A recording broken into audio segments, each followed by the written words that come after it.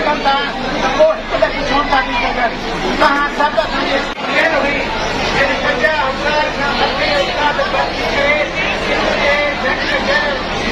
जेको उस्तादनि खे हफ़्ते पंहिंजे स्कूलनि में तव्हांखे मुफ़्त में तालीम ॾेई रहिया आहियूं।